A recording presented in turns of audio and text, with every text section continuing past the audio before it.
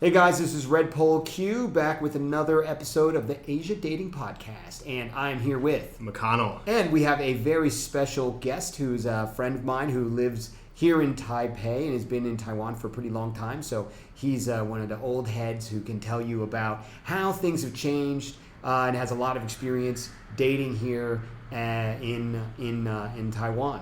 And knows a lot about the culture, and which is something I can definitely not say for myself. I'm just mostly confused about the culture. So he's one of my cultural advisors here in Taiwan. So welcome. This is 10% luck, 20% skill, 15% concentrated power of will, 5% pleasure, 50% pain, 100% reason to remember the name.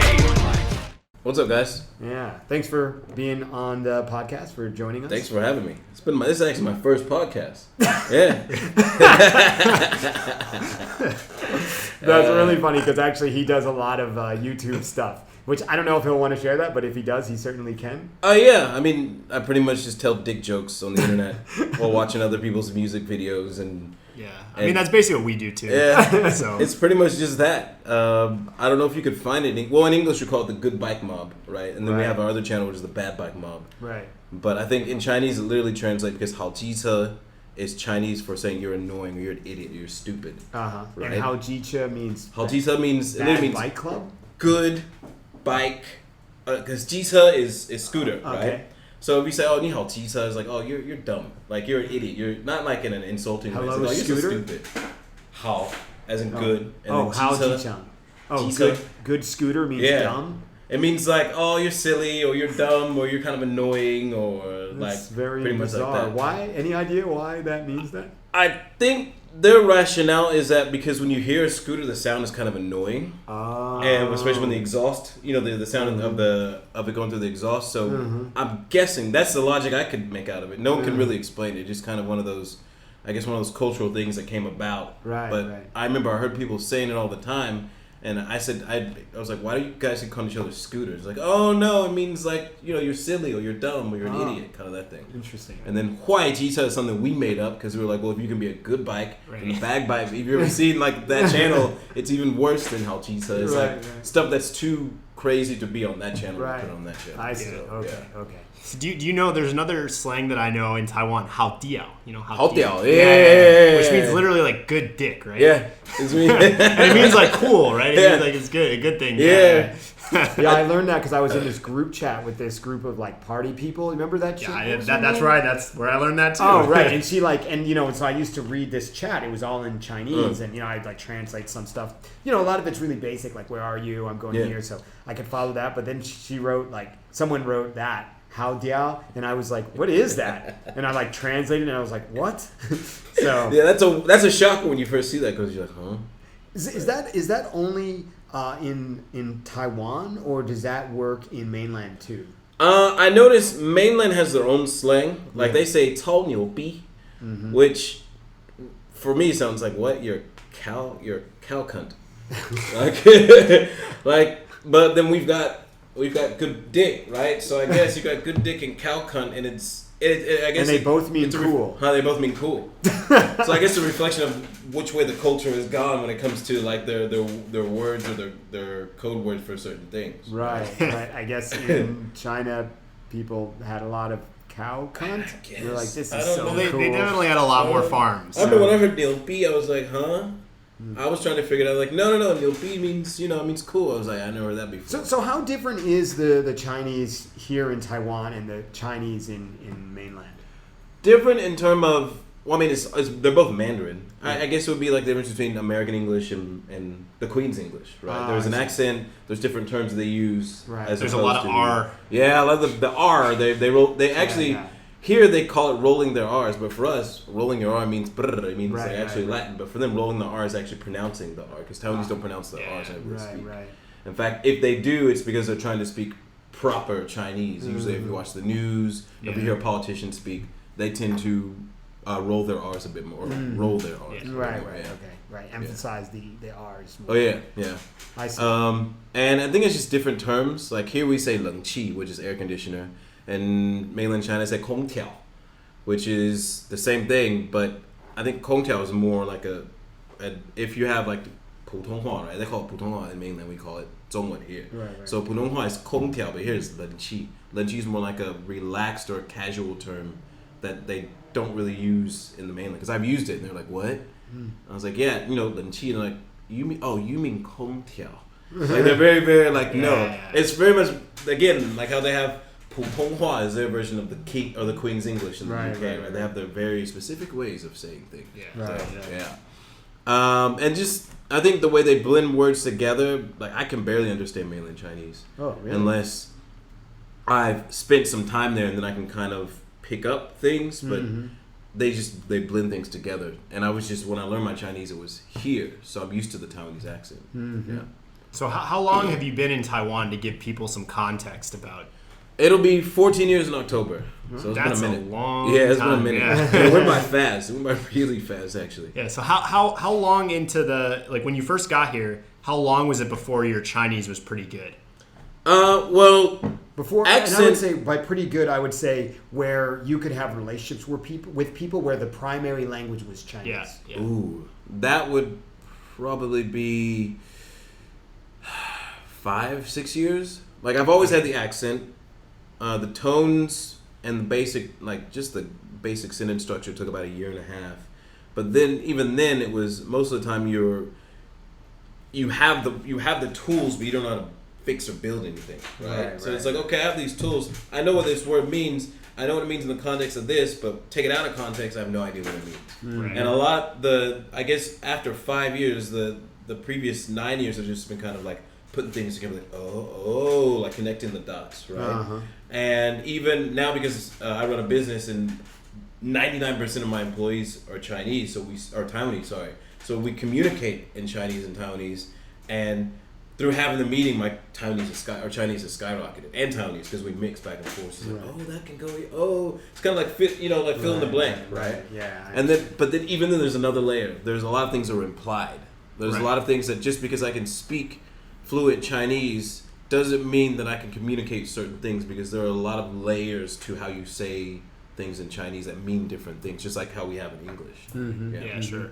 Okay, got it. So if someone wanted to learn Chinese, what would you recommend as being the best way for them to go about doing that? Especially for, so in general and long term, but also, if there's some people who are, stuck at home right now. Well, actually, they may not be by the time this podcast comes out. Anyway, all right, so. Well, I think for learning any language, at least from my experiences, you got to understand how your mind processes information. Not everyone's the same. I know some people they can open a book and they can read the book and they can figure things out really quickly. For me, I'm not that guy.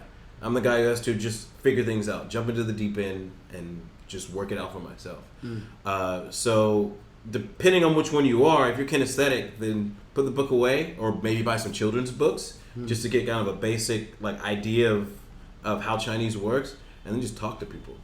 Like talk to everyone. Like talk to old people. They're the best because they're so enthusiastic about trying to help you to learn their culture. Like you'll end up with 4-hour conversations, not knowing what the fuck they're talking about, but you pick up a few things, But obviously, if you don't live in a Chinese-speaking country or in an area where there's a lot of Chinese-speaking people, that's pretty difficult. Right. So in that case, you could play online games as a way, right?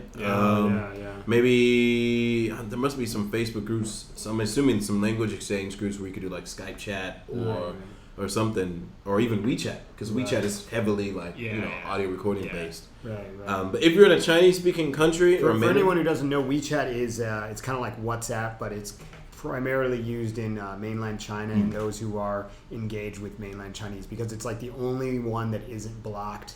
So and WeChat has a lot of functionality. So people use it all the time. People use it to pay for everything. People use it to get taxis. It's kind of ridiculous, but yeah. So people use it as like a Tinder. That's right. It has the location. People around you, right? WeChat nearby. And actually, a lot of people say that one of the best ways to meet Chinese girls. So mainly mainlanders use it because that's where everything else is blocked. And they say that if you're like not in Asia, if you're in or anywhere not in China, that's like one of the best ways to meet Chinese girls. Yes, this is true. Is to use WeChat nearby if you're like in LA. Yeah. If you're like a Western guy, you're gonna have almost no competition. You're gonna be like the only Western guy using WeChat nearby. I had a client though. He got a couple of Thai girls. He's a white guy in Thailand, in Bangkok, and he got a couple of Thai girls off of WeChat nearby, which I thought was pretty weird. But yeah, there you go. Okay, so cool. So any other thoughts about learning Chinese or? You really just gotta stick with it. Like, it's frustrating at times. That's definitely true. And I think the most common mistake people try to make, at least from my experience, is trying to make sense of everything, especially with reading characters. Don't. Like, you have to look at Chinese or any language for that matter. It's like, this is the way people make sounds with their mouth to communicate. So whenever I make that sound with my mouth, don't say, oh, so that means this in my language. Because once you do that, you pull yourself out. Right.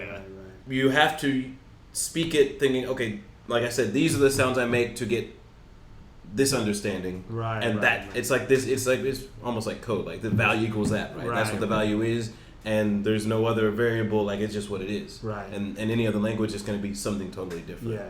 So I think in that regard, you just have to treat it as what it is rather than, oh, so in my language it would be this. Because then you run into this habit of translating things in your mind, and you lose, at least for me, you lose a bit of connection to the actual cultural part of the language in the essence. So, but it comes at a cost. My English has gone to shit. My English has gone to shit. So, yeah. Yeah, I think that's a really common experience when you lived in Asia for a while. Sometimes I use a word, I'll be like, oh man, I haven't used that word in a long time. Wow. Yeah. Okay, great. So in your times, like, what if normally people who've been here for a long time have done a lot of different things. So what are some of the stuff that you how did you end up here, and what's some of the stuff that you have gotten into since you've been here? That's a weird long story. So I started out making house music records and DJing, and I was traveling to Japan, I was traveling to Europe quite a bit, because at the time, those two areas of the world were the only parts of the world that actually embraced electronic dance music, before it was kind of what it is now. Right. So during that period, DJs were not cool. They weren't respected like they are now, and it was very like an underground thing. It was the rave culture, the warehouse culture that existed. And they didn't have like the international kind of celebratory fame that they right now. They did, but it was more prevalent in the UK, right. And in Europe. Like you had, because for all intents and purposes, like electronic music is an American. Like we pioneered it. It was pioneered in Detroit, in Chicago, somewhat in New York, but no one in America at the time was really embracing it. But the UK was. They had the acid house revolution, that drum and bass. So a lot of the American artists were famous and huge in the UK and Japan, but they come back and no one knew. They could walk on the street and never be bothered. Right. So during that period, I was making music, and I was kind of, I guess, would be considered the third wave of the dance music scene then. And I was traveling, and I was at a point in my life where I knew I didn't want to live in the States anymore. I wanted to try something different. I wanted somewhat of like a challenge to kind of see what I was made of. Like for me, it was like, would I survive in a place that's completely different from mine? So at the time, I think I was 23, 24, and I didn't come from a very affluent family, so being able to travel was like a big thing, to see how other people live, kind of opened my eyes. And I had two friends in college who were both from Taiwan, and they were like, yeah, my uncle, he owns like this event company, and he's looking for a couple of foreign DJs, and since you're already going to be in Japan like this summer, maybe you can help over to Taiwan. It's not that far, and like I could go with you and I could show you around like what my country is like. And I was like, okay, cool. And at that point, I didn't know where Taiwan was on the map. Most people I knew confused Taiwan and Thailand. You know what I mean? So I did my gig in Japan, flew from Tokyo to Taipei, and spent 2 weeks. And those 2 weeks completely changed my life. I played in several different cities on the north side, east side, and the south side of the island, and just saw, like, I don't know, when I got off the plane, I was like, this place is fucking dope. Like, the vibe is really cool. And at this point, I think there was only 2 MRT lines in Taipei. There was the blue line, the Bananxian, and then there was the brown line. the newly opened brown line. Oh, the blue line opened first. The blue line opened first, and the brown line went. At the time, it only went to Muza, I think. Muza, yeah. And then it started. I think it wasn't that long. It went from either Zhongzhou Fuxing to Muza, and maybe a couple other stations over. But then they were working to expand it. Right. I always assumed that the brown line was the first one. Well, I could be wrong, but I thought it was the blue line was the first. Interesting. Well, it makes sense because the blue line hits all like the Yeah, because from east to west. Yeah, no, I just thought that because the design. I was like, oh, maybe this was their test run. Yeah, yeah, if you can avoid the brown line, I would highly suggest We have one friend who thinks that's the best line because he's like claustrophobic. Oh, really? So he feels very uncomfortable like being in the metro but not being able to see outside. Oh, I can see how they can. So he said he likes the brown line because you can like look outside and see that everything's okay and safe. You know, I wonder, do you think that Thailand got their inspiration from the brown line? I think the BTS is better than the brown line. Well, exactly. They got their inspiration and they improved on it. Sure, yeah. Maybe. But actually, you know, but actually, I think it would have to be the reverse because that was Thailand had the BTS first, right? Right. The BTS existed in 2001. Yeah. And I don't know. I mean, I don't know when they built MRT was the 2004, 2003. Oh, okay. Wow, Thailand innovating. Wow, yeah, innovative Taiwan. You know, I mean, innovative Thailand. I mean, you know, Taiwan too, but not in in mass transit systems. That's for sure. You know, back then in Thailand, you know, everyone on the BTS so the first time I went to Thailand was 2001. Everybody on the BTS was wearing designer clothes. It was like Armani. Yeah. Whoa. Really? Yeah. So when I got there the first time I went there was I was living in Japan. You know, I moved there in 2000, and like I went there in the February 2001, and with this Japanese girl I was dating at the time, and she's like, "Oh my God, I can't even tell. They look just like Japanese." And we were on the BTS. So, yeah. But anyway, all right. So there were only 2 lines when you got here. Yeah. So, go on. So I spent 2 weeks, and I liked the place so much. I was like, how do I get back here? Like, I think this is gonna be the place to quote unquote test my manhood. Okay. Right? You know, I was like, a man must go on a quest, and my quest will be there. So I went back home, and was. I've got a question. So you were in Japan. You did stuff in Japan, and then you came here. What made you? Most people would not choose Taiwan after having been in Japan. Right. So what was it about Taiwan that for did me? it for you? Japan. This was 2005, 2006. Sure. So for me, Japan was because at that time my experience was mainly Tokyo. So for me, it was very hectic. And it was very, like, all the people were very polite, and obviously the music scene was fucking amazing at that time. Like, that was the epicenter of dance music during that period. But I just felt like Taiwan the people had this, because before then, my impression of Chinese, quote unquote Chinese culture, you gotta be careful how you phrase that one. But Chinese-based culture, maybe we can say it like that, was that they were very conservative, and people weren't, you know, they just weren't very open-minded, or things were very rigid and strict. That was my whole misperception. And then at the time, I hadn't been to mainland China, so Taiwan was my first Chinese-speaking country that I've been to. And when I got there, I was like, people are pretty chill. I remember there was maybe my second day here, and it started to rain, and this cute little Taiwanese girl comes out of the Family Mart, and she sticks her arm out like to catch the rain, and it was like when she stuck her arm out, she had this smile on her face, like, thank you, water god, you know what I mean? I was like, and I remember it blew my mind. I was like, whoa, like, people are actually like. I mean, it was just this girl. She could have been fucking crazy. I don't know.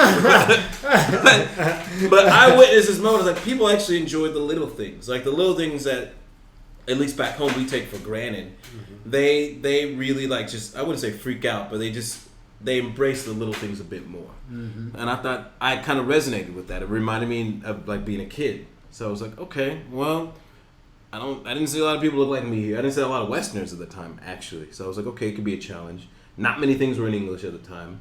So I was like, okay, so I'd have to learn Chinese. And it just so happened that a month later, the opportunity presented itself for me to come back.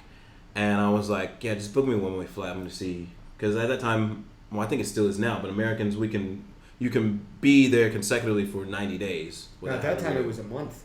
Was it a month? Yeah, that's one of the reasons why I didn't why I didn't really come here sooner. They changed it probably 2011, 12. All right, yeah, you're right. It was a month. Yeah. And I was traveling anyway, so I was going back and forth. Like I was between here and Japan, and then I was going to South Korea for a bit, and I was going to Thailand, and also going to Paris. So, every month, like I was almost every 2 weeks, I was out of the country. Mm-hmm. So that worked. And then I told them, book me a one-way flight, and I'll just fuck it, see what happens. So they booked me a one-way flight. First time I came was June 2016. Then I came back October 2016. And I stayed until Christmas 2017. And that fucking changed my life, man. There was a lot of crazy stuff that went down. Like I remember playing for larger crowds than I'd ever played for before. Seeing parts of the island because if you've been in Taiwan long enough, you know that Taiwan is a huge contrast. Like if you're in Taipei, it's pretty much all city. But then you go west for 45 minutes and there's the water and there's this this beautiful nature scenery. So I like the contrast in that you have this chaos, this concentrated chaos, but then you would leave and then there was this peaceful, so I like that a lot. If you look at Taiwan on Google Maps, it's mostly just green, actually. Yeah. It's pretty interesting because it's only like a few parts that are like near the coast, basically, right, where you have the cities and Taipei. And Taipei is it's a basin, it's completely surrounded by mountains for the most part. Yeah. So I really like the contrast and I like the vibe of the people here. And like I said, man, it was like 1 year turned into 3 year turned into 5. And I was like, yeah, I think I'll go home soon. Every time I tried to go home, some shit happened. It was like The Godfather, right? It's like I try to get out, every time they keep pulling me back in. I was like, okay, I guess I tried to leave here 3 times, and every time some major, for me, it was like a major life-changing event kept me here. So going back to what he was asking earlier, I mean, it seems like you didn't really like Korea or Japan very much. It wasn't that I didn't like it; it just didn't resonate with me the way Taiwan did. Got it. So, and you have to remember, I had like a snapshot view of all the cities I've been to. My schedule at that time as a DJ was, okay, get on the airplane, get off the airplane, go to a hotel, check in with everybody, then go have dinner, then go to club, sound check. Then go maybe chill in the hotel, have some drinks. Then go to club, play club, drink, say hello to everybody, after party, stay up late, go back to the hotel, crash, wake up, go to the airport, fly to the next city. Like it was not like, because at the time you have to understand like DJs were not what they are now. It wasn't like you had a rider and like there was no green room, there was no you could stay a couple of days longer and hang out. It was very much like. It was almost like you were an assassin. Like you get in, you get out. Like that's how it was. Now there were some places I stayed longer. Like I stayed in Tokyo for about 2 weeks once, but it was just you were in, you were out, you go to the next gig, and so your brain and your body are like completely fucked because you're spending most of your time in airports and crossing time zones. So I had a snapshot of what each city was, but not a real understanding. I see. And when I came to Taiwan the first time it was 2 weeks. Right. So I had time to really kind of explore and walk around and see how the people live. And you had like these good friends of yours who sort of took you around. Yeah, that as well. That was a huge difference. Yeah. Right. Yeah. Okay, got it. So that was kind of how you started here and you were DJing, which you still do now sometimes. Yeah. And then, what happened next? From when? My timeline is all over the place. Well, I mean, how long was DJing your main thing? Wow. So, DJing and obviously music production was my main thing all the way up until probably 2012. Okay. Yeah, 2012. Because somewhere around 2011, I made a movie. For shits and giggles, and that movie took off, and then all of a sudden I had a movie career. So then it was like one fed into the other, right? I was DJing and doing like commercials and TV shows, and then because of that kind of, I use this term loosely, celebrity, it helped to boost my DJ gigs. So it was kind of like a back and forth thing. Oh, really? So how did, were you like recognized on the streets? Like how well were you known? It was like, It wasn't. I mean, I know that random people probably pointed at you sometimes, and they didn't know. They didn't know. No. Like, but I've been mistaken for Wesley Snipes once, which is weird. People actually didn't recognize me on the street in Taiwan. They recognized me outside of Taiwan. Oh. Even though the first film I ever made was in Taiwan, it got released it did really well. It did really good numbers in Russia. It did really good numbers in the United States. Mm-hmm. I think it did. My friend, she said she was in the movie. Kid you not, she's in the movie for maybe 30 seconds, and someone pointed her out in a market in Malaysia. They were like, wow. This is what she said. She said, I was with my boyfriend at the time, and this guy just kept staring at me, and she's kind of an aggressive person. She's like, what the fuck? And he's like, Z108. And she's like, yeah. And he was like, you're that girl. And that Z108 is the name of the movie. Oh, was this a Chinese movie? It was a Taiwanese zombie film. Oh, a Taiwanese zombie Officially the first Taiwanese zombie film ever made. The zombie survival horror type film. Oh, interesting. Do you know this one? I don't know this movie. You don't want to know this movie. It was I can speak freely because it was a total shit show of a movie. It was fun. There was no script. We had to make up the I almost said rhymes. We had to make up the script for ourselves. We improv'd the entire time. Like you can see me in the film corpsing. Corpsing is a term meaning like you either look directly at the camera or you break character. Like I broke character several times. I didn't know what I was doing. So it was me and my best friend at the time. We're in this film, not really knowing what we're doing, and the camera's rolling, and we're just making shit up as we go. Okay. And there was no. It was a crazy movie. Man. It was a really crazy movie. But yeah, that film took off. Did pretty well abroad. Didn't do very well here. Local box office numbers were pretty bad. But anytime I went home to visit family, like I would get recognized, and I was like, "Really? You got really that movie?" Like, and they're like, "Well, you're the only black guy in the movie, and you survived till the end. That don't normally happen." So that became like a meme. Like, if you go, someone uploaded the movie to YouTube. And like in the comments, it's always like, "Oh, this is definitely a not real life because the black guy survives to the end." Because during that time, that was the whole thing. Is the black guy always dies first. Is one of the first guys to die. So there was like this whole meme on the internet of me like he survived to nearly. I was the last person to die in the movie. Oh man. But yeah, so that kind of gave me a little bit of celebrity, and so it made it easier to book gigs. And I was also making dance music still at the time. And also making music for like doing audio post-production, sound design. I kind of drifted in that direction. Mm-hmm. So it was still, at that time, my career was primarily music. Mm-hmm. And then the film thing kind of took off because my Chinese was pretty decent at the time. I was doing parkour, which a black guy who speaks Chinese does parkour and does his own stunts in Asia. Like, there's not a lot of people that, you know what I mean? So that took me to Hong Kong a bit. It took me a little bit to mainland.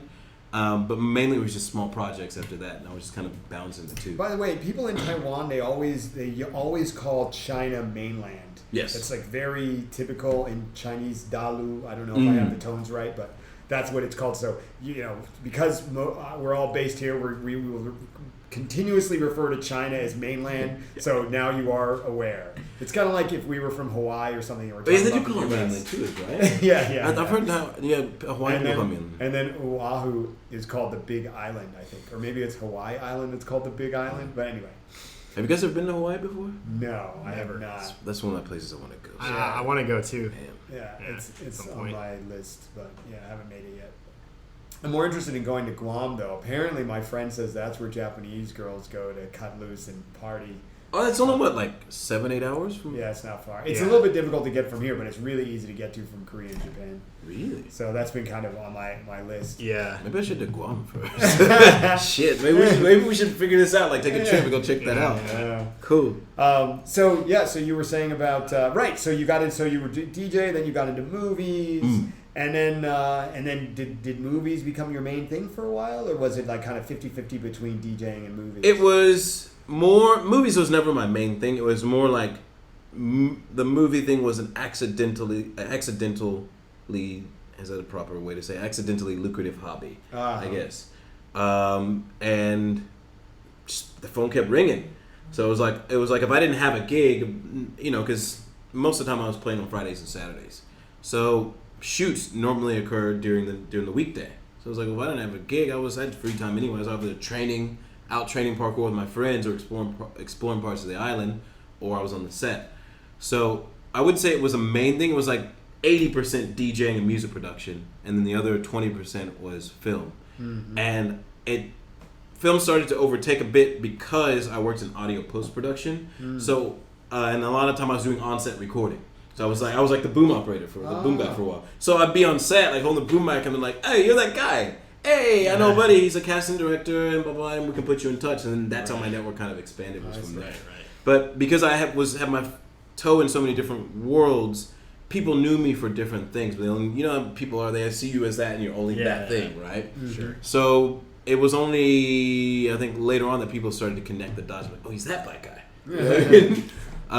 But yeah. So to answer your question shortly, and movie making was never like a full-time thing. It was always like just kind of a side effect. Okay. I guess, yeah. It was just kind of like a fun thing that you did. But you didn't really want that to be your main thing. Music I liked it, and it was more like when I was a kid, I was like, it would be cool if I could meet Jackie Chan, because Jackie Chan was my hero. Right. And then I met him, and I was like, okay, so what do I do now? I guess I'll keep doing this. Oh, you met Jackie Chan. Yeah, I met Jackie Chan. I met Donnie Yen, wow. Uching, Scott Adkins, which is like, like Scott. I don't know if you guys know who Scott Adkins is, but he's like in the B movie martial arts world. He kind of took the mantle from Jean-Claude Van Damme. Like it was like Jean-Claude Van Damme was the shit for a while, and then Scott Adkins came in, just much like Jean-Claude Van Damme was the token Russian guy in No Retreat, No Surrender. Yeah. So I'm dating myself now. That was a really shitty movie in the 80s. And then Scott Adkins came in as Boyka in Undisputed, and he was the shit. Like he was a badass. And I remember watching him in my room, and then 4 months later I'm on the set with him. You know, so that was a weird, crazy experience. So I have to say the biggest benefit of being in film is just being able to meet all these people. Right. Not just from the martial arts world, but whenever I worked in Hollywood, I was meeting all these people that I used to watch as a kid on television. It's like, holy shit, like you know what I mean? I used to watch you on a little tiny screen, and here you are. So it was more like a life experience, I think. Than anything. Yeah. And then what happened next in terms of your career life? Well, so there was like so there was making music and doing a bit of movies on the side, and then what happened? Well, in between all that, I was training parkour, and at the time it was just a hobby. And again, one thing led to another. And then Reebok calls, and then Disney calls, and they're like, "Hey, you want to do a stage show?" Because I kind of... So how did they know about you? Okay, so I started training parkour by myself whenever I got here. Whenever I was here, I was very much like you. I was in and out. Didn't really know much about the culture. I had a couple of friends, but the majority of my life was... Like, Taiwan was my base, but the majority of my life was on airplanes and hotels. Right. So whenever I was here, I was training, and... there was a very popular movie that was out at the time called The Yamakasi. Okay. And The Yamakasi was a film by Luc Besson, who did, Leon the Professional. He did, it was The Fifth Element. Mm-hmm. But he did this small film called The Yamakasi, and The Yamakasi was about, it involved the original founders of parkour. The group was called The Yamakasi. Oh. So this film was playing nonstop on television all over Taiwan. And the majority of the people in The Yamakasi happened to be black. So I'm jumping around the street, and people are like, "You're that guy in the movie." And I was like, "No, I'm not that guy, but I do this thing, right?" And so they're like, "Can we join you?" And I was like, "Okay." So people started joining, and at the time I didn't really know much. Like there weren't a lot of tutorials, so you just have to figure shit out, right? You look at what you watch on television, the few things on YouTube you kind of copy, but there was no real parkour community at the time. Right. So through that, random people just approaching and wanting to jump around with me, like we built the community together. We explored all the parts of the island and found the best training spots. We did, I use this term loosely, workshops where we would host like jams, and I would teach people how to warm up properly, because people were doing dumb shit like just chucking themselves off the rooftops without even so much as a warm up. So I was like, guys, I don't know a lot, but I know you should probably warm up your body before you start doing high impact sports. So let me show you how to do a proper warm up. Yeah. Let me show you how to do some push ups. You know what I mean? So I became like... Were there like some bad like accidents because people like... Yep. No deaths, but broken limbs. Broken limbs, sprained ankles, nothing too serious as like deaths. Have you ever broken into something? Never. Somehow I've managed to. I've had a collarbone fracture. which I got from working on set in a film. All my injuries either come from film or from walking. But not from not from actual parkour. Parkour injuries include overtraining, like tendonitis and the elbow and the knees. But I never had anything bad either. But one of my friends who I used to train parkour with, he did a Kong vault, right? Yeah. He did a Kong vault, and then a Kong vault. It's like so. Oh, you go ahead. Is it the one with the hands and the legs go through? Yeah. Exactly. The official name is called a cat pass, and then I think in the States we kind of just coined the term call after King Kong. Yeah. Oh, okay. So he did a vault, and then just by like a freak accident, he was like going to do it. He did a vault, and he was planning on landing on a railing, like a metal railing. So he's going to land his feet on the railing. Instead, it was like this. It just went wrong. Like everything went wrong. He nailed his tooth on the railing, and he busted his tooth. That was the worst, by far the worst. And I was right. I just watched it happen. I was right there, and I was like, so he just missed the railing entirely with his feet. It just went through it and bam. Yeah. I'm guessing what you're describing was called a Kong or cat pass to precision. Right? Exactly right. That's the exact technical term. Because I've seen this accident happen several times. Yeah. So let's say, I know no one can see, but like let's say this is the we'll pull a video off of YouTube so that people can go and look at it. So, but explain. Okay. Yeah. So the chopsticks, we have chopsticks, and we have my wireless headphone, my Bluetooth headphone case. So the chopsticks is the rail, and let's say this is the obstacle they wanted to cat pass, right? So you cat pass, and these are your feet. Now, to land a precision, if you overshoot it, you're gonna clip your heels, and you're gonna fall backwards, hit your back of your head. If you undershoot it, especially on a rail, and if you haven't cleaned the dust off of the sole of your shoes, then when you undershoot it, you're going to slip forward, and then your upper body's gonna fall downward, and then you're gonna say, "Oh shit!" and before you get the shit out, your teeth are gonna hit the rail, and I've seen it happen tons of times. It's bad. It's either they end up fucking themselves in the abdomen, they wrap themselves around that's the rail. That's the lucky part, really. I mean, or they try to somehow properly bail it out, but they don't time it right, and So how come this has never happened to you, but it happened to lots of other people apparently? Because we're kind of jumping around, but so I had the opportunity to train with the original founders, and they stressed two things: physical conditioning, not for now, but for your future, and repetition. If you can complete it 3 times, it means nothing. Can you complete it 100 times? Can you complete it first thing in the morning? Can you complete it whenever you're injured? If you can't, then you can't say you really understand that move. So they really drilled that into my brain, the repetition and the conditioning. So that whenever you do something at ground level, when you go to height, you only have one thing to worry about, which is the height. But you don't need to worry about, can I make this? Because you've practiced that move so many times at ground level, at that distance, or under different conditions, to where when you're up at a higher level, the only thing you're focused on is just being at a high level. And that reduces the probability of failure. Right. So I was like OCD about conditioning. That's why I ended up, my injuries were tendonitis in the elbow and I have patellar tendonitis because I was conditioning all the time. Mm-hmm. But So you think that it's the amount of conditioning that you did, and I guess a lot of the sticking to the basics, especially the basics. Yeah, that's so important. So important. That allowed it so that you didn't do any like major leaps like, oh, I'm pretty good at this, I'll just... Well, I did some big jumps, but only when I was ready. Yeah, but that's what I mean. I mean, you made sure that you incrementally worked your way up. You didn't just go, hey, I've been doing this for a while, I'm just going to... And there were a lot of people who did skip that. a couple grades. There were a lot of people who did that in the community. It was just, we called them, like there was a character in the UK that they called, his name was Andrew, and they called him Sketchy Andy, because he would do a lot of these sketchy jumps, and that spread throughout the parkour community, and they'd be like, oh, you're a fucking Sketchy Andy, you're just chucking whatever shit you can and hoping you land it. And that became like it just kind of traveled throughout the international parkour community, the term Sketchy Andy. So I was like determined not to be that guy, because I'd seen in my parkour career so many guys who were like that. And Sketchy Andy was, his face was all busted up. Was it really? But the time when he made it, it was like, what the fuck? How did he make that? Like, this guy, like, he would barely make it, and he would walk out of it and say, yeah, I meant to do that. And then there were all these guys who had been really training and following the rules, like, fuck that guy. You know what I mean? So there was some resentment, but the times that he did make it there were some consequences. Like he had broken bones. Yeah, he had missing teeth. So, but he's still alive. Like, but he's kind of like a legend. He's like, no, it's not from parkour. It's from meth. It's meth mouth. So you're okay. So he's a legend. Yeah, a legend in his own right. Okay. Yeah.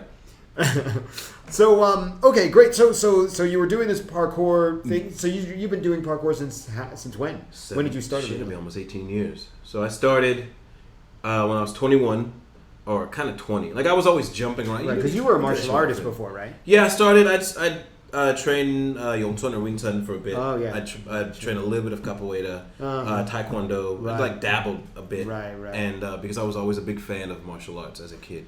And then from there, watching Jackie Chan films. What was films. your favorite kung fu martial arts movie when you were a kid? Oh fuck! No Retreat, No Surrender. Oh, okay. That's Jean-Claude Van Damme's debut, son. Have you ever seen it? Yeah. Oh my god, it's a great movie. It's got montage. It was like Rocky, but with martial arts. Yeah. It was great. And Jean-Claude Van Damme was the Ivan Drago of that movie. It was awesome. Yeah. But yeah, I came from a martial arts background, and me and my friends used to always jump off of shit. So we just kept doing it. And then it was only later. You later. didn't stop when you got to be 16 like most people. No, we never grew up. We just kept doing it. And came upon a documentary that was on BBC that actually described it as parkour, and that was the first time I'd ever heard that term. Right. And it mentioned about the Yamakasi and about these guys from France. We're like, okay, these guys are like really doing it. We're just doing random shit, but they actually look like they know what they're doing. Right. And there's actually a commercial that you can watch on YouTube called the Nike Chicken commercial.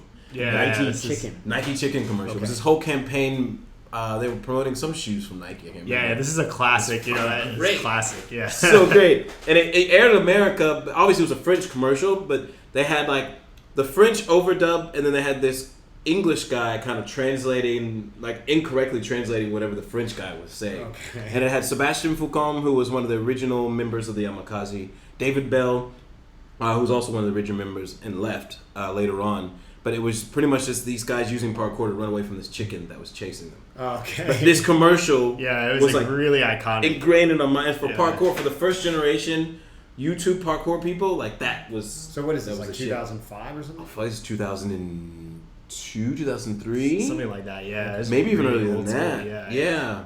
I first saw it on BBC America or BBC whatever cable, because whenever you had cable back in the States, you got BBC America and BBC something else. But I saw it on a BBC channel, because that's where I watched Jump London. Maybe, I don't know. But anyway, it was on a BBC channel, and I saw that commercial. I was like, holy shit. And it was during the same time I was watching Jump London, which was a documentary about... Yeah, that's another classic one, Okay. Okay, so you'd been doing parkour for like 5 years at least before you... At that time? Yeah, What do you mean? at that time. I wouldn't call it parkour. I would say parkour-esque movements without any proper execution of technique or training. Okay. Put it that way. Yeah. Okay.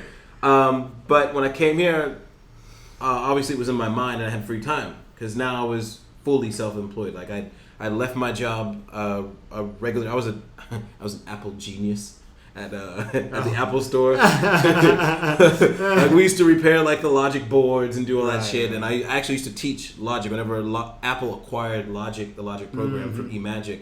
Like I was one of the guys that you come in and I would teach you Logic, and I was a Logic genius for you. Know what I mean? It was like this really pretentious thing. But I left and I was DJing full time, and so I had a lot of free time. You only work at night. So I was training all the time, like I said, meeting people along the way, and because parkour was practically non-existent in Taiwan, of course we got media attention. It was this group of guys doing crazy things, and we got on the news, and then from the news we got offered to do stage shows for K-Swiss, for Nike, for Puma during the summer if they were promoting a shoe or whatever. And then Reebok came along and was like, hey, we're releasing a shoe, and we want to have a whole campaign that's driven by parkour, and we'd like to bring someone from abroad who's influential in parkour, but we don't know anything. And we were like, Yamakasi. And they were like, okay, who's that? It's like, they're the original founders. Bring all 9 of them. And they were like, yeah, we can't bring all 9 of them. We can bring 1. And we were like, okay, well, bring the founder. It was Chow Bell. So Chow Bell is the original founder of the group called the Yamakasi. He's David Bell's cousin. So they brought Chow in. So it was like if you're a big basketball fan or you're a big golf fan, and they bring in Michael Jordan or Tiger Woods, and they say, okay, you're going to learn from this guy. He's going to show you how it's done. You'd be like, so that's how we were. Like it was like here's the guys who were doing it and created or the pickup. If they were like, we're going to bring mystery in. Oh, mystery! They're going to be like, yes. You're going to be like, fair. Or Ross Jeffries maybe. So this is the mystery of parkour, basically. Yeah, I know because mystery is kind of second generation, right, or third. Well, not. I mean, he's the first generation of people who demonstrated street or real life like approaching. Oh, he's the first person who did that. Nobody did that before, and people would talk about it. Right. But he was the first person to say, "Look, I'll show you how it's done. Okay. And I will watch you, and I'll tell you what you're doing." Okay. And he was the first one to give it structure too, because before it was just like, here's some random things you can say. Right. I see. Exactly. Without much, structure. Approach. Right. So yeah, he was exactly. That's another key aspect. So then you're correct. So then Chow Bell was the mystery of the discipline. So yeah. So he comes in, we train with him, and fuck, we got our asses kicked. This guy was 8 years older than us, and he was running circles around us. And he showed us what proper conditioning was, number one. Number two, what it was actually all about. There was actually a philosophy about it, behind it. It was actually more akin to martial arts than it was just an extreme sport. And that completely changed mine and my best friend, who is now my business partner, our lives at the time. And from then on, we just were training relentlessly. We were like, we got to build a community. We got to show this to as many people as we can, because we saw value in it. It was giving us confidence. Obviously, it was keeping us in shape, but it was more of a logical way of solving problems. That it was a tool to solve problems through movement. Right. And we just kept doing it. And so in the shadows, while we were jumping around from, and doing shit, I was still DJing and doing the music career. But then that hobby started to merge with the film thing. Because, like I said, people would say, oh, you're the parkour guy. Oh, you're the DJ guy. Oh, you're that guy. And they would put things together. Like, hey, you know what? My friend is going to do a short film, or he's going to do a commercial, and I think he'd be interested in doing some parkour shit. Maybe I can put you guys together. You guys can figure it out. Right. So that's how I got into stunts. That's how I got into action films, was through that. And the fact that I spoke Chinese at the time even put me further in, because now they didn't have to worry about hiring a translator or trying to do like communication issues. Right. So the parkour thing just kept going. I was taking the money that I was making, and my partner was taking the money that he was making, and we would sponsor our own workshops and bring more members of the Yamakasi back, because we were desperate to learn from. We want to learn as much as you can. Because parkour at the time was really huge in Europe and the UK. Still is. When you think of parkour, the best athletes, they all come from the UK, or they come from parts of Europe. So we didn't have access from that being in Taiwan. So we're like, we got to get access somehow. So we were taking our money and flying them in. And through that, the community kept growing. We kept sharing what we learned, and that slowly formed into us opening our first academy, which is sponsored and sanctioned by the original founders of the discipline, which is the Art of Displacement Academy, or ADD for short, that academy. So when did you start that? We started in 2015 officially, and we got our first building May 16th, 2016. So next Saturday will be our 4-year anniversary. Oh, nice. Yeah. Okay. So right. So that started to be your main thing, and that's your main thing now. It is, I guess you could say, yeah. Well, it's shifting. It was my main thing. So there's things.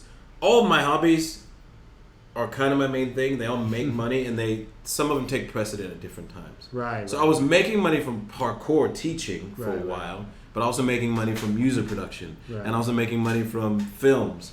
And it was just whatever was paying me more was my main thing. But it was never like I was only this one thing, and I never wanted to be that. So there was always a shift. So for the past 3 years, parkour was the main thing, and I was DJing on the side. But now, because the business is kind of running on its own, it's kind of automated a bit. Now I'm kind of back in the film circuit because of the YouTube channel, right? Oh, right. So the YouTube channel has kind of put my face back on people's minds. So like, oh yeah, I remember you used to do movies. Hey, are you obviously still got the chops for acting? Like, you want to do this? Like, oh, that's right, you're the parkour guy. We got a show. We got, you know what I mean? Oh, that's right. You DJ. Oh, you want to come here and play? So again, it's always been like several irons in the fire, and just sometimes they switch. Each one takes precedent at a different time. Got it. Okay, cool. All right, so now that we kind of have like your overall like Yeah, long story. so let's get to the topics that we tend to cover more so. So, this is really interesting because a lot of the people listening either live in Asia or they want to live in Asia. For a lot of them who live in Asia, they are often English teachers or something like that, and they haven't really branched off into doing other things, which a lot of the guys that we've worked with, they started off as English teachers and they started doing their own thing. A lot of them start businesses, online businesses. So some of them do we've had a few people who did like real kind of corporate type businesses also. But let's talk about like your experience with dating here and in Taiwan especially. But I don't know, maybe you had some experience in other places as well.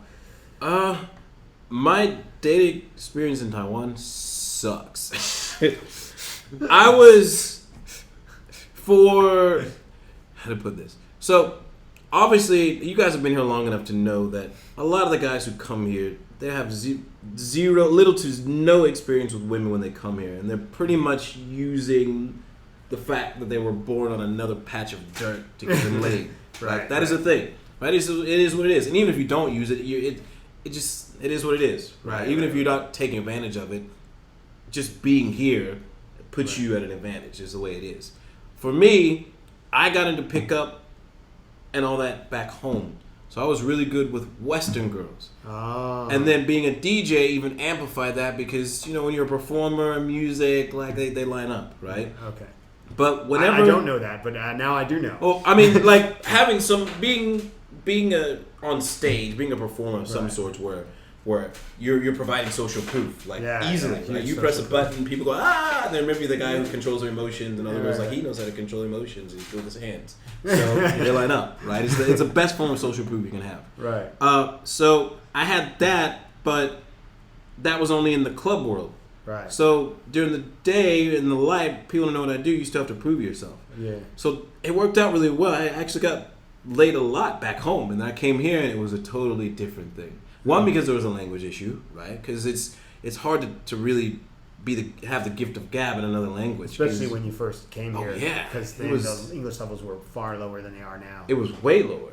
Yeah. So you were limited to women who spoke English, and for me, I know everyone has their standard, but for me, the women who spoke English, they weren't the standard of woman that I wanted. That's pretty common everywhere in Asia. I always used to joke that in Japan, they don't make hot girls work or study. Yep. In Korea, they make them study. In Hong Kong, they make them work. I have no idea why. It's interesting. Yeah, it's really. I don't know. I have no idea. I think China is kind of like Japan. They don't make hot girls work or study really. I would think that would be the way. I would assume that would be the way it is anywhere. Like hot girls just don't have to work as hard, right? Like. But I mean, in Hong Kong, hot girls they have they work long hours there. I don't know why, but they do. Yeah, it's really common that they work long hours in Hong Kong, and a lot of them are bankers too for whatever reason. And in Korea, they just make everybody study. It's like study and plastic surgery. All right, wow, let's get it done. That's like a given. Yeah, it's the moms. The moms are the ones that they encourage their daughters to get. To get their eyes done, get their nose done, get tits. Oh, really? Yeah, it's the moms. The moms are like, no, this is not going to work. Whoa, that's got to really fuck up your mind in terms of insecurities, I would imagine. I think in Korea it doesn't really create that many problems because everyone's always hustling all the time. They they don't just take it as hyper competitive nature of Korea. It's just they see it as like an advantage, just getting an advantage. Right. Well, they don't think think I'm ugly. Yeah. They just think, okay, I need to do better. Right. I want to do better. If I want to get the best, I have to be the best. That's a great attitude. And that's how this is what it's going to take. Yeah. That's a great attitude. And so, of course they have stress because competition is stressful. Right. But they don't. It's not like a self-esteem issue. Like, oh God, I'm too ugly. No, they don't have that. It's just more. We can fix this. Exactly. That explains why they've been dominating so well lately. Right. Yeah, it's kind of like like Michael Jordan when he didn't make his middle school basketball team. Oh my God, yeah. He didn't go like, oh God, I'm terrible. He was just like, all right, I just need to work harder and I'm gonna make it. That's the Korean. That's a good attitude to have. And if you watch Korean movies, you'll see that theme a lot. about it just being about working harder. Yeah. Actually, it's really interesting. Cool. I've only seen a few Korean films. Obviously, Old Boy. That's Oh yeah, it's a classic. Yeah. But I don't know much about Korean culture, but it explains a lot. That Yeah. explains a lot as to why they're fucking kicking ass right now. Yeah, people have the really wrong perception about Korean culture. They just don't understand. It's just hyper competitive, and there's only a few ways to win. That's the other thing, right? Okay. So this is something that distinguishes it from a lot of other places. So let's say if you were in Japan and you did parkour as a Japanese, if you were just really good at it, people would go, "Oh yeah, that's great," right? I mean, I don't know if there's a big parkour community. There certainly could be a huge underground Japanese parkour community that I don't know about. But when people just be like, "Yeah, that's awesome, that's great," but in Korea, it's like if you did that, people would be like, "What the fuck? What are you doing that for?" see. So, and then that's another thing that it's more about like, so it's better to like try and get into the K-pop world and just struggle doing that for 10 years and just keep failing. Really? Yeah. Than be successful in some other thing that's kind of, whatever. Yeah, you need to be successful in the kind of sanctioned success. Whatever areas. society deems. Yeah. Right. Okay. And there's very few in Korea. Right. Okay. So that also contributes to the hyper competitiveness. Okay. Yeah. So you don't really have like the freedom to just be like, I'm going to do my own thing and like look how successful people are like, yeah, who cares? They force you to color within the lines. Yeah. Exactly. Okay. Exactly. Cool. Exactly. That's what you get props for, even if you just continuously fail. Yeah. It's just the fact that at least you're, like you said, one of those sanctioned. Yeah, and the fact that they know you're working really hard. Okay. Yeah. Cool. So anyway, so most of the foreign, so anyway, but I totally agree with you. Almost everywhere, girls who speak English are just they're just not as good. Yeah. I mean, everyone's It's like nice. everyone's got their standards, but for me, I was like, Well, yeah. the locals don't think they're as good. Yeah, So, this is true. May you could say, well, Westerners have different beauty standards. Yeah, Yeah. sure, okay, fine. But the locals, they go. But the locals, they don't like the type of girls that usually speak English really well. Yeah. Yeah. Yeah. So there was that. And then I was kind of off the menu for about 7 years. I was married to a local girl who spoke English and was hot as fuck, so I lucked out. And then, so I was off the market, right? But I still had friends who were single, and I would hear these stories, and I would kind of offer like a little bit of advice. But again, my experience with local girls wasn't that much. And from what I could tell, I would be really, really annoyed. Like, I honestly, when I would hear these stories and I would go out with my friends and see like the type of shit they were putting up with, I would like be happy to go into my wife and be like, oh my god, I think I really lucked out. You know what I mean? And even when we got divorced, it was like we're still cool, like we're all really good. But then I hear stories and I'm like, well, I got you know what I mean? Like I really got lucky. You know what I mean? But then after that, whenever I was single, I've been single in Taiwan for almost 8 years. Mm-hmm. So that was like disappointing. It was really disappointing. I mean, there were some nuggets here and there. Yeah. We're talking about dating, not relationships, just dating. Right, sure. I mean, we can talk about relationships too, of course, but yeah. But I came out when I became single. My Chinese was pretty decent. Like it was fluid. I can hold conversations. I can make jokes. But as far as cold approach, non-existent in that period. Because my cold approach experience was back in the States, where you just walk with anybody, and like here you can't really do that. Mm-hmm. And well, you can, but it's just unusual. It's very unusual. They don't have like a script for dealing with cold approach in the way that Westerners do. Like so in the States, you can. In fact, some Asian friends of mine, they'll come back and they'll be like, yeah, I was doing this thing, and then someone was asking me a question about these pens that I was looking at, and I didn't really know, like, because why were they talking to me?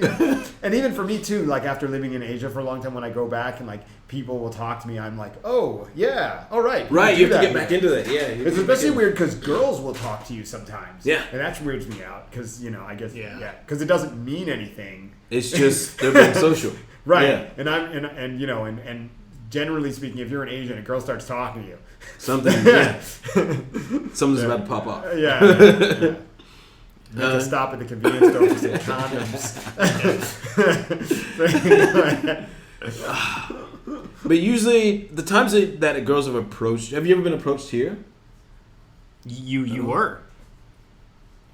Oh yeah, that is. I remembered. Yeah, one time. Yeah. What happened? I mean, you know, basically, I was at the club with these two girls, and I don't know exactly, but we ended up with this girl and this a Taiwanese girl and her. So I was with a Taiwanese girl and a Russian girl at this club, and we ended up with hanging out with this Taiwanese girl and this Taiwanese guy. Okay. I don't know how they ended up merging into how the sets ended up merging, but somehow we ended up hanging out with them. And so, you know, she started talking to us, and she, you know, asked me my phone number and stuff. She asked me for my line, not my phone number, obviously. And then, you know, and so that's what he's talking about. I mean, it was pretty straightforward. I mean, basically, she did all the work. She asked for my line. Nice. She messaged me first. She was pretty busted, so I was not very interested. So I tried to really kind of. So basically, whenever I get a girl who's not good, I just go super scummy game. I just start going really scummy very early. What does that mean? I'll tell you exactly what it means, but I just want to preface this by letting everyone know I do know that this is scummy. Okay. So I just go really scummy early, so that the girl like knows this is not going to be like some kind of romantic boyfriend girlfriend shit. So basically early on, she was like, "Oh, I'm gonna go." She was like, she said like, "Oh, I'm gonna go take a shower," and I was like, "Oh, are you gonna send me a picture?" And she's like, I don't remember what she said, but. Anyway, but later on, she sent me a picture of her in a bikini, and she said, "Oh, you know, you're very lucky to get this, right?" Right. And then I sent her like a totally naked pic, like totally naked. Right? Because here's the thing, it's like either she's gonna be like, okay, I'll just come right, over, 50-50 chance, right? Or she's just gonna be like, no, I'm out, which is fine, right? Because you know she's busted, and I don't, you know, it's got to be just really straight up. And then, you know, and then she said, and then she suggested we meet. She was like, "Oh, you know, where do you live?" And I said, "Oh, I live here." And she said, "Oh, yeah, I've got this event over there in that neighborhood. So how about if I meet you afterwards?" And I was like, "Okay, sounds cool." And then she arrives and says, "Hey, can you come and meet me at the station because I want to give you my stuff before I go to this event." So I just went over and she like had her like overnight stuff and she gave it to me. And then, you know, when I took it home, she went to her event and it was like, I think it was like one of these, like Disney on Ice or something like that, or Frozen on Ice or something. It was over at Taipei Arena, and then and then she, you know, afterwards, you know, we like got some takeout from someplace for her, and then you know she just came over, and you know I just was very straightforward. Oh, I took a shower. She took a shower. Right. Pretty straightforward. She had to get up the next morning, so she just went to sleep, and I went to the living room, smoked a hookah with my buddy. Jesus. That's not even the, you know, if you want to hear another level of scummy. Oh God. So I met this girl off Tinder, and I met her in person, and we had a couple of drinks, and she was not my type. She was a big girl, so not really my type. But I talked to her a lot about sex. I mean, that's always what I do. If like it's a girl I'm not into, it's just like let's get straight to the sex. Really? Talk. Okay. Yeah, because I just want to, because then maybe I'll be interested, right? Depending on what she says. Right. So after, you know, you start talking about sex, I was like, okay, this girl, she would be, you know, good. But I didn't want to bring her back because I have roommates, it'd be embarrassing. So and she didn't invite me over to her place, although I kind of suggested it. But she doesn't. So she told me she doesn't sleep with guys at her place because the neighbors complain about the noise. So this is what I mean. So when I start hearing about this, I'm like, oh, she knows that's pretty good. Yeah, exactly. Okay. So anyway, so then maybe a few days after we met up for the first time and had these drinks, she messaged me and was like, "What are you doing?" And I was like, "Oh yeah, I'm at home doing some work, but I'll be done in like 30 minutes if you want to come over." And then she was like, oh, "Okay." And then I sent her my most recent STD test. Man. And she was like, "Oh, was this for me?" And I was like, "Yep." Well, wait, did she like, was she forthcoming about her history in return, or? No. I mean, I didn't ask her. Okay. I wasn't really too worried. You were just trying to be as scummy as possible. That would be funny if she was. I was just trying to let her know that what's going to happen if she comes over here. Right. Right? So that's a fucking crazy way to do that. Well, I mean, it's if it's a girl that I don't really want to have, that I'm not really, interested. You don't give a fuck. Then it's well, it's not. It's more that I want to let her know what she's getting herself into, so she has the opportunity to opt out now. It's like speak now or forever hold your peace. She can't be like, I can't believe he tried to fuck me when I went over to his place. They can't pull that, right? So, I just get like really, really like I just go full scumbag. I'm like that with every girl. I'm like that like if like you talked about like how back home, like if girls talk to you, they're just being like friendly, right? For me, it's like, oh, okay, you want the D? All right, let's go. Like obviously, I'm not sending fucking STD tests or whatnot, but like if a girl tries to talk to me, maybe it makes me narcissistic. I don't know. I'm like, oh, she must want this, so I'll at least like try to run game on her, like even if it was just like, oh, blah blah blah, weather, whatever the fuck, right? Right.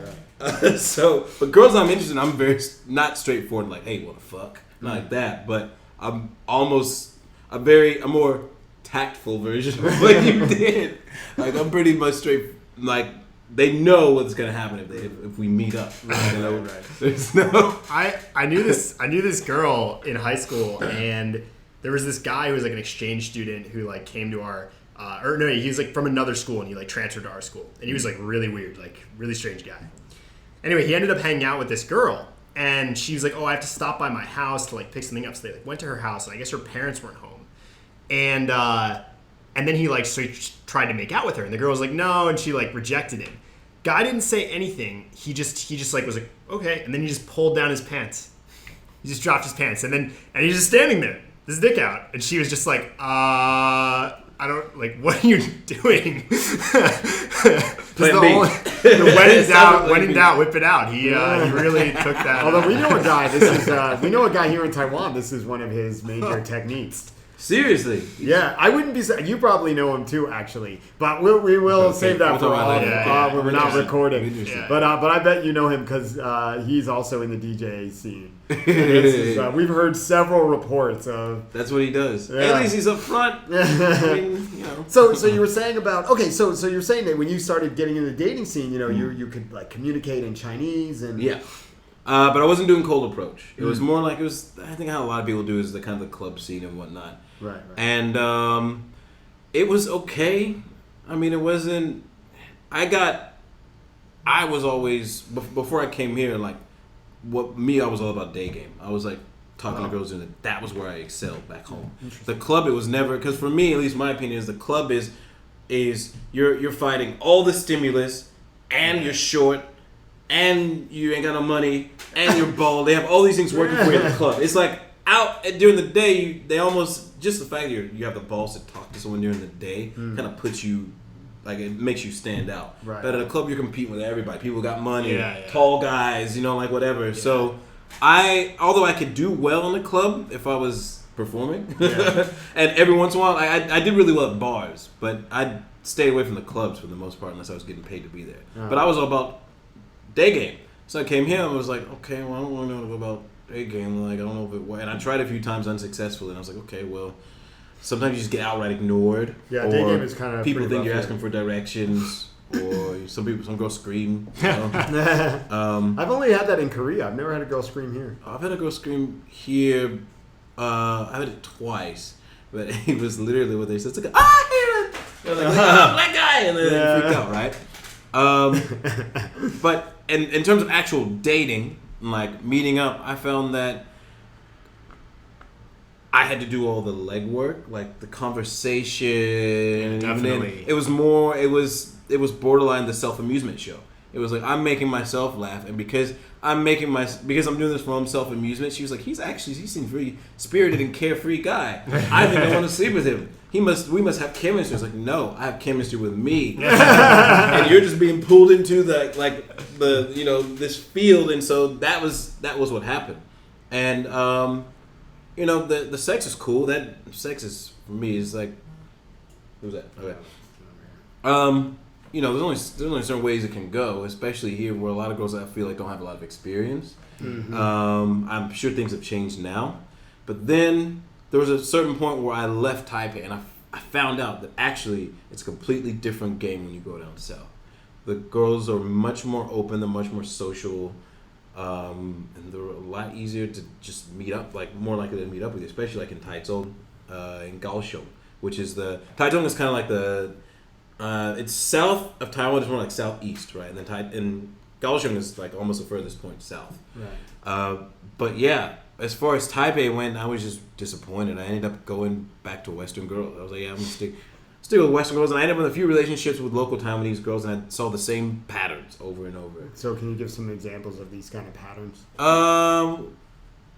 One is you have to explain things that we think are common sense. For example, if I'm with a girl and I say, hey, on this day and this day I'm not free, I have to do this thing, or I need to work, right? For me, it means I'm busy and I can't hang out. For them, it's like, oh, he has to work, but he's going to make time for me. Or he's making up an excuse to not want to see me. Right? And this is not even, we're not even like, we've been together maybe a month, not even like exclusive, which is another story on its own. And so fights or conflict, I call it conflict. Conflict would come about because of that, and you have to explain like, I'm busy after work, after these things. I have a life. My life is not waiting around for you. Like I actually have stuff I have to do. Another thing is that if there's conflict, when conflict arises, again, this is in my experience, they do everything they can to avoid dealing with that conflict. Some will even like hide. So if you like, for example, if a girl does something that I don't like or I feel like it's disrespectful, say, hey, I need you did this and 这个有超过我的极限, meaning you crossed my boundary line. I need to understand why. Right? It's not even anger. It's like I want to understand. Obviously, you thought that was okay. So, what's going on in your head? Immediate shutdown or cry. Yeah. Right? There's no just, oh, well, I thought this was this because of this. You know, I thought 2 + 2 meant 5. But you tell me 2 + 2 meant 4. Okay, so obviously our math is off, and now I got it. It's very rarely is like that. It's like you have to draw it out of them, and it's this whole chore to solve what should be a simple problem. Right. And also, even just on the meetup, because I tend to date like a lot of local girls, meaning a lot of them don't speak English. And I found that they're used to having shit handed to them. They're used to guys like, like fucking simps, like all day long. So when they meet a motherfucker like me who's like, okay, we're going to meet at this time, at this place, don't be late. And then I show up at this place, at this place at this time, and they're late, and I leave. They get upset, and they're like, you're an asshole. I was like, I told you it was 5, and I gave you a 10-minute buffer. You showed up at 5:15. So why am I the asshole? He's like, well, women are always late. And I was like, not women that are going to be with me. Sorry. That's just not, like, there's this podcast I listen to called Beige Phillip, and he has a really interesting perspective. He says, relationships are actually pretty simple if you follow this one principle. Name your non-negotiables and don't fucking negotiate them. And things will be a lot easier further on. And I took that to heart.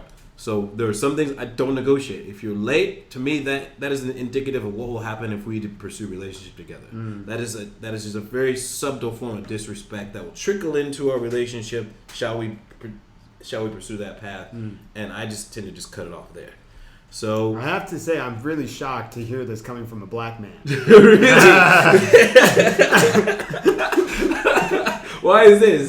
You know, CP time. Oh. Yeah, well, here's another thing is, half of my family is African. They're from Cameroon. And they're that. Like, when my parents divorced, my dad be like, okay, I'll be there to pick him up at 4 o'clock. He shows up at 7. And my mom is fucking pissed, like livid, like spouting all sorts of evil nonsense about him. So because I grew up with that, I was like, okay, I'm not going to be like my dad. I'm going to be on time. I'm going to be on time. Fuck CBT. There's CBT, there's APT, African people time. That's even worse. Black people are 30 minutes late. African people are 3 hours late. Like, even when my dad passed, like, the funeral was late. It started 2 hours late. So I'm not even fucking joking. So maybe that, I'm guessing that probably affect me. So I've always been like a stickler for being on time or being early. I don't want to be late.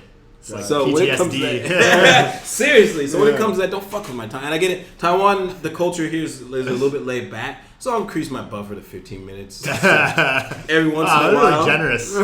But because of that, the women that I get involved with, those little things, I mean, I minimize when I get in a relationship. For me, I feel like you're displaying that. It's almost like an integrity. You're displaying that you have integrity, that you mean what you say.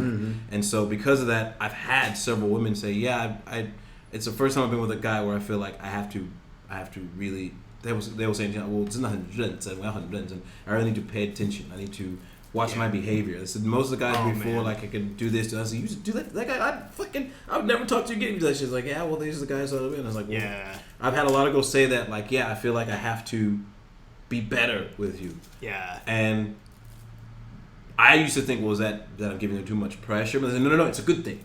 Like, you keep me, they some of us They think like, it's a good thing. Now that's surprising. I mean, we've had the first part a lot, but we haven't had the second part. We're still searching for that. Here's where there's obviously you have to have balance, right? Like, I'm not some domineering person who's like, if you're late, I'm gonna break up with you like that. Wait a second. Shit. He's just not going to be there. Okay, right. You're going to have to schedule again. Yeah, I'm not going to be there. It's Like, not, I'm that I'm never going to talk to you again. No. It's just, you know. So the girls that I've been with, either in relationship, short term, long term, if they get past that point, they know, and so the problems almost, for the most part, they dissipate. Usually, if we break up, it's because we go in different directions or we just get bored. But it's never like, you know, someone's integrity is compromised and now we're having fights and arguments and shit like that. It very rarely is that. So basically, you just set the boundaries early, and then whoever lasts, they're on the program. Because the other ones got filtered out. Because I don't have fucking time. I don't have time to deal with that type of shit. When I was 20, in my 20s, and you know, you're just trying to get the pussy. You're just trying to smell the pussy. You're trying to taste the pussy. You can do whatever you can.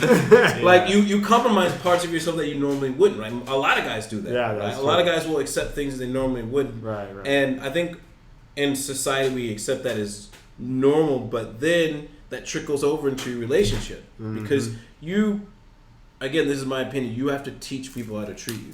Especially when it comes to women. Yeah. So if you lay this groundwork of, oh, well, he says don't be late, but sometimes it's okay. So I get to decide when it's okay. Right. I decide. Yeah. Right? Yeah. And then the guy's having headaches like, oh, she doesn't respect me. Well, how'd your first date go? You know what I mean? Right. I think it's all like, it's fundamentals, it's foundation. Normally, I think the girls think maybe I don't respect them because how the first date went. Girls don't respect the guy.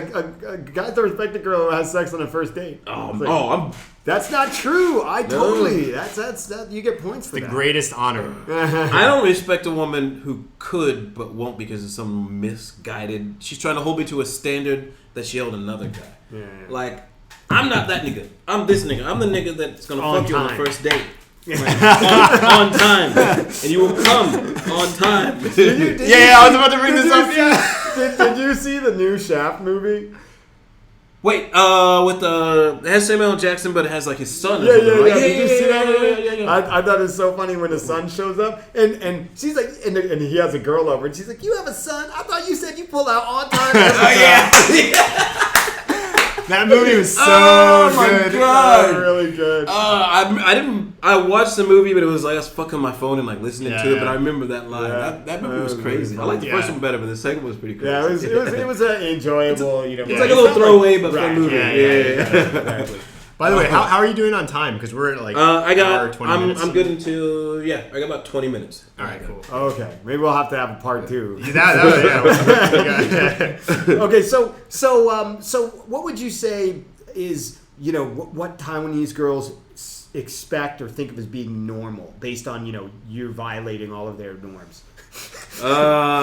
Normal is, well, let's just reiterate, like the being on time thing, right?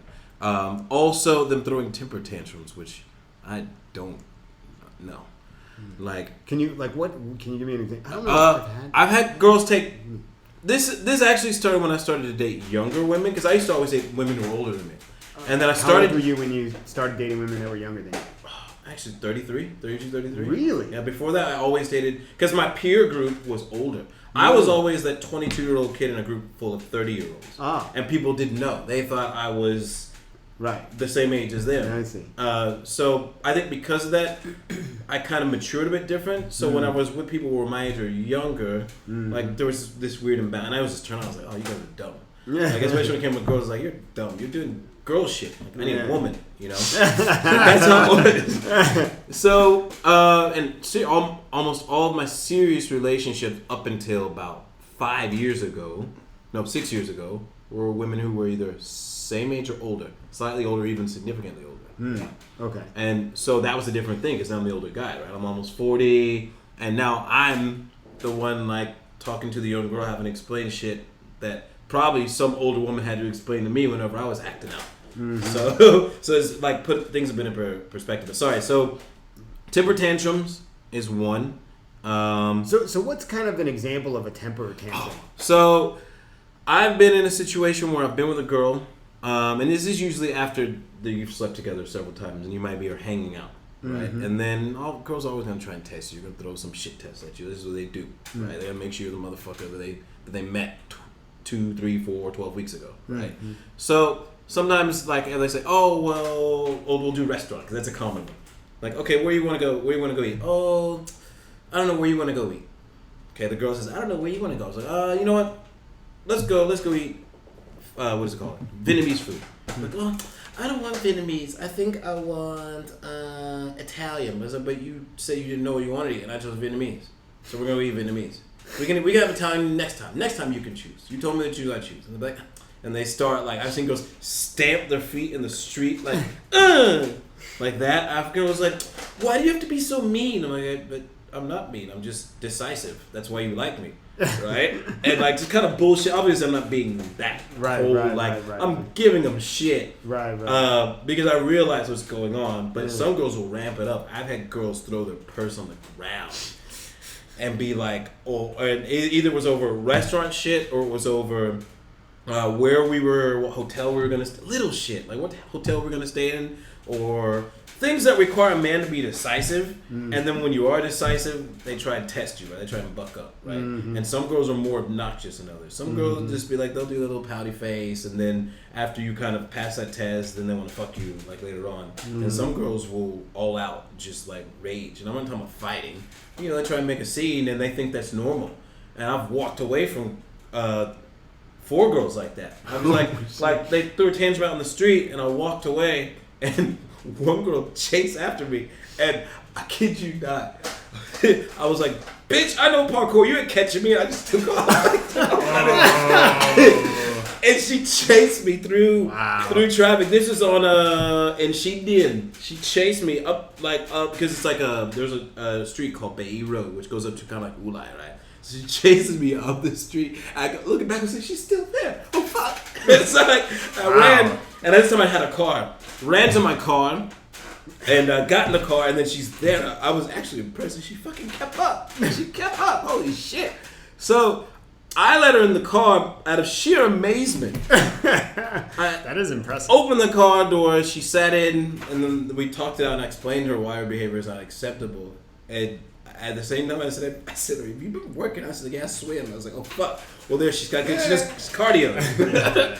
But there are several times I've walked off, and then later they're like, well, I don't understand. I was just being a girl, and I was like, that's not being a girl. That's being childish. I don't accept second class behavior. That's a David D'Angelo quote. Like, I don't accept second class behavior, and that's second class. If you're gonna be with me, you need to pull your own weight. Yes, I understand people get mad, they get upset, but with me, I expect certain things, and that behavior is not one of them. So you need to decide.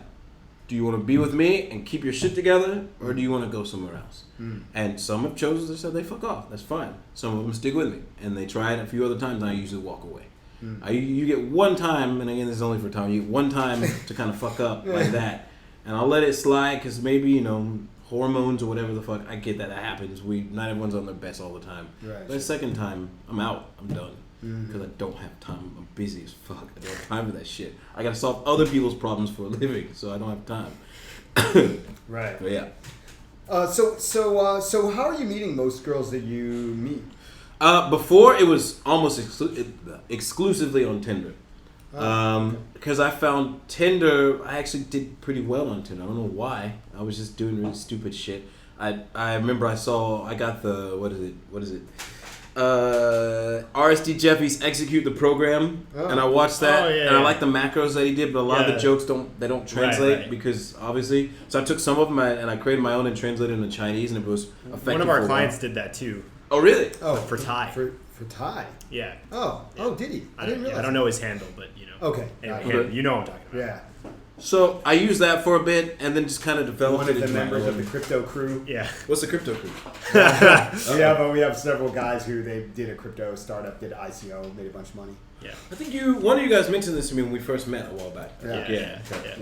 So anyway, he did the same thing where he just took the macro system and then he translated it and then just ran that. That's largely really good. automated. Yeah. It's really good, especially for OkCupid. It worked really well. Yeah. So I did that. Ended up in a couple of relationships with girls from that. Couple of good relationships. And then after that, I was like, you know what? I don't want to be online just swiping my phone. Like the older I get, the more I like actually want interaction. I'm all about the banter, back and forth. So I would go to bars by myself. And I have bars that like my friends run or that I know people there. So you get a little bit of social proof when you go in and it's like, hey, Sona, blah, blah, blah. And then through that, of course, speaking Chinese gives me a leg up because anytime anyone hears that sound coming from me, they immediately go, who's that guy, right? And I just cold approach in the bar, really. I still don't really cold approach too much on the street, although now I kind of do just because I think because of the YouTube thing, more girls make eye contact with me, and it could just be that I'm so self-involved that I think they recognize me. But either way, it doesn't hurt to believe it. I open as a result. I'm like, hey, what's up? And sometimes it is. Right, they recognize. Sometimes it's not, but it's like whatever. Yeah. You know. Right. But I found that I'm more inspired to do cold approach in the past probably 9 months than I was before, and also because the online game. I'm not a big celebrity. My face is recognizable. I told you I'm a little bit paranoid about people screenshotting my shit and posting that shit on whatever forum. So I would rather say all the dumb, dirty shit I'm gonna say, like face to face, than on the internet. Right. Got it. So if you could give yourself, advice for when you first started to be single again here in Taiwan. So I guess there's a few warnings you would give yourself, like the ones you already told us. Are there others? And like bitches are gonna throw tantrums. They're gonna throw tantrums and the non-negotiables thing. Because I say that and I emphasize that because I have oftentimes I've practiced what I preach. Like it's been like and I think this may happen with a lot of guys too. It's like a girl likes you because he's this guy who doesn't he's like he has integrity and he knows what he wants and he's not gonna fuck around if I try to fuck around, you know what I mean? And then like 3 months down the line it's like suddenly integrity is compromised or I'm letting little things slide and that shit adds up, right? Could be because I'm tired or because you just get in a relationship and get comfortable and you gotta remember like that girl fucks with you because you're that guy that she met at the beginning. Right. So the moment you start to waver in that, she starts to not only question who you are and your integrity, but question her integrity. It was like, hey, am I making the right decision? Right. And then you hear that, I think I'm going in different directions. I don't think we're on the same, all that same shit, right? So I would say, like, you have to really practice what you preach and really understand, like, what your boundaries are. And be willing to lose someone great if in the name of your own self-respect. I think a lot of guys don't do that. They think, this girl's probably the best girl I'm ever gonna get. She's so nice, she's so beautiful. So maybe if she, she makes fun of me in public every once in a while, it's not that big a deal. Or maybe I'm just making up examples. She forgets my birthday, or she says some fucked up shit to me every once in a while because she's mad. It's no big deal. It's not a big deal. She's a nice girl, and I want a future, and she wants kids, and it's okay. Right? You start to make excuses for yourself. Right.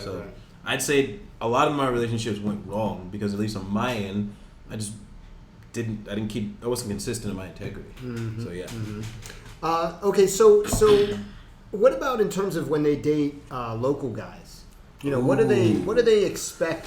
What are their expectations for how things are going to go? So a lot of my friends are local guys. Oh yeah. Okay. And because obviously there's a lot of like I don't want to say worship, but there's a lot of they just really look up to Westerners here. A lot of them will come to me with like, or American girls like this, or how do you do it? You know what I mean? So I hear like things like, and I see how they act. Like whenever the first thing is the girl's not on time, they carry the girl's purse.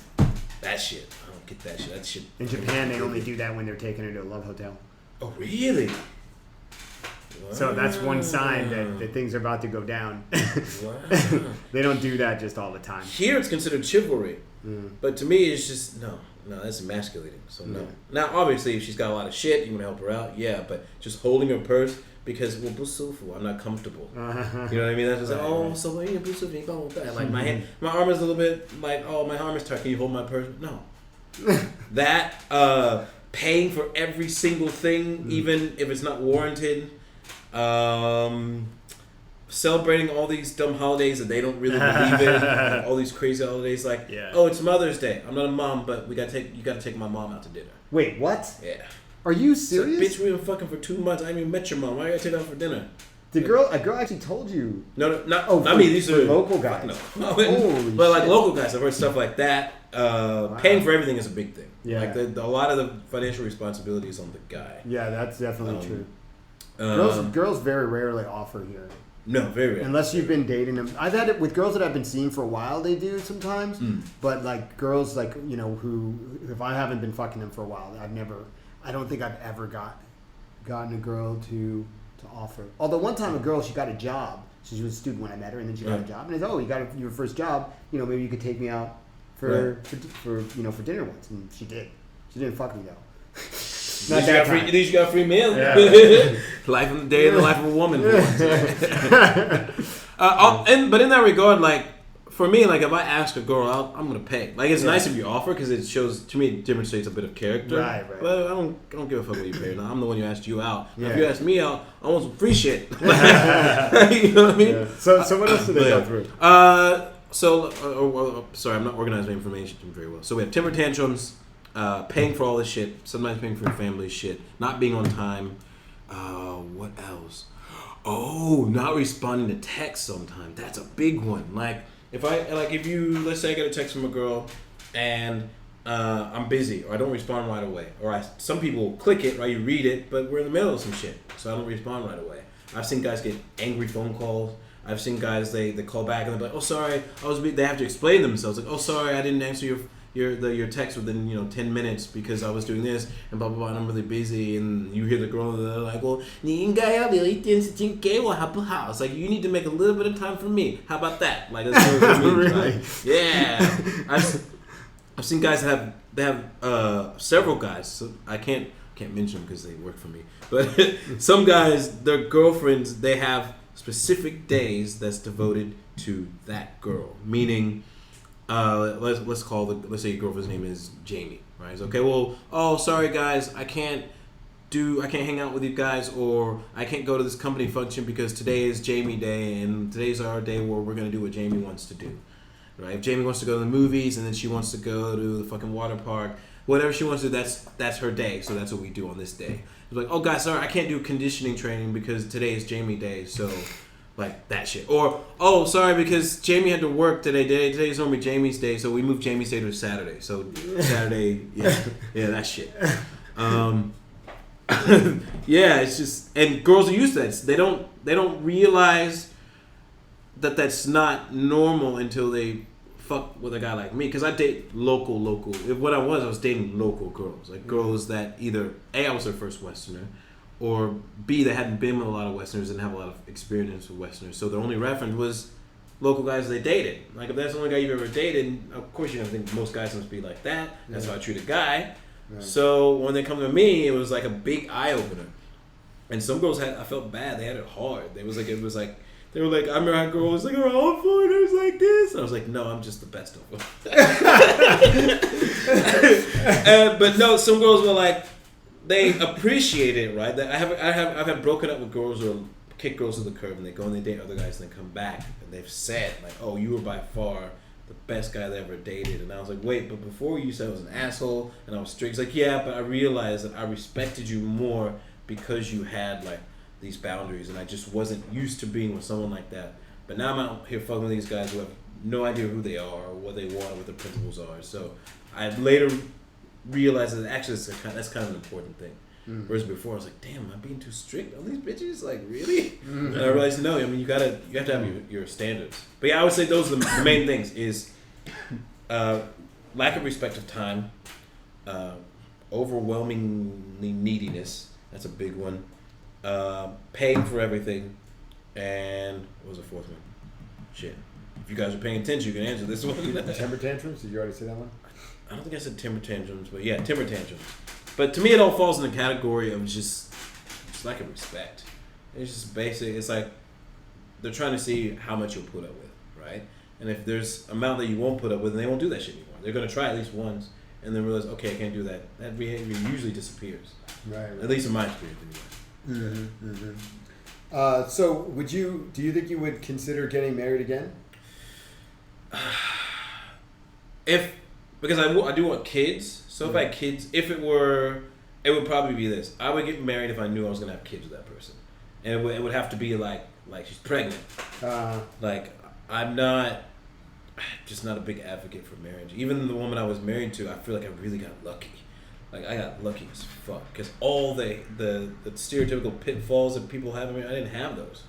Like I was listening to my married buddies complain about their problems, and I was like, I don't have those problems. I can't relate, you know. So, and I think I just got lucky. So I don't know if I would. Yeah, it would have to be like, we're having kids, and for the sake of just like health insurance and all that shit, I would get married, but not in the principle of I need to get married. Right. So yeah, but that's just me. Got it. Yeah. All right. Well, I know you have to go, so I guess we'll cut it now. Yeah. But maybe we'll bring you back. Yeah, this is a good one for some more hilarious Taiwan jumping around all over the place. Stories. Yeah. Well, our show's not really very organized. So so this is nothing new. Well, this is good then, because usually I'm the worst at organizing my thoughts. I'm all over the place. Oh, it's fine. That's fine. Consider that to be part of the fun. Yeah. All right. I guess thanks for listening, guys, and remember to go to pickupasia.com and sign up for our newsletter because we have lots of good shit coming out every 2 weeks on that. Yeah. We put a lot of work into that, so check that out. And anything else you wanted to? I just thanks for being here for another episode. If you can like or something or subscribe, whatever it is you can push do some buttons with whatever app that you're using, that'd be great. And of course, if you go to the site, redpoleq.com/podcasts, you can see all the show notes. We'll have links to anything that we mentioned in this episode, about parkour, about this guy, how people bust their lip open doing the Kong, what is it? The Kong, Kong precision. The Kong vault. Yeah. So go and check out the show notes, and usually we put in some funny shit in there. We'll have that link. We'll have that clip from Shaft that we were talking about. Yep. I gotta go back and watch that. Yeah. Okay, great. Thanks a lot. See you next time. Peace.